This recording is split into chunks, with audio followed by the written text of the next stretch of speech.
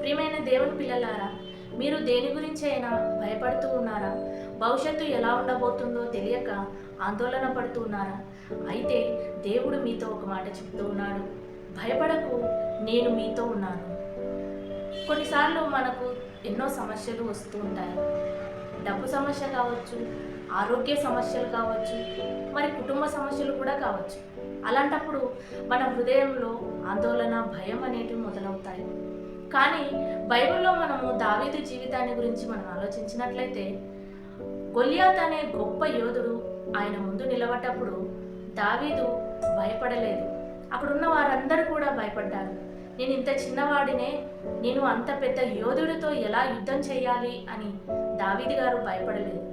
కేవలము దేవుని పైన మాత్రమే నమ్మకం ఉంచాడు. తన బలాన్ని నమ్ముకోలేదు. దేవుని శక్తి పైన నమ్మకం ఉంచి గొల్యాతుతో యుద్ధానికి సిద్ధమయ్యాడు.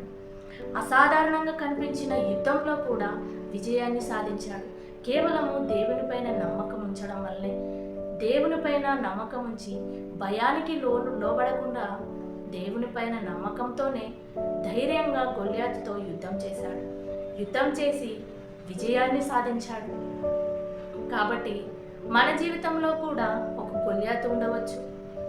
అది ఉద్యోగం లేకపోవడం కావచ్చు, ఇంకా వేరే ఏదైనా సమస్యలు కావచ్చు, కష్టాలు కావచ్చు. గుర్తుంచుకోవాల్సింది ఏమిటంటే, దేవుడు మన పట్ల ఉన్నప్పుడు భయం అనేది మన పైన గెలవలేదు. కాబట్టి సమస్యలు వచ్చినప్పుడు, ఆనందంగా ఉన్నప్పుడు, కష్టాలు వచ్చినప్పుడు మనం చేయవలసింది దేవునికి ప్రార్థించడం.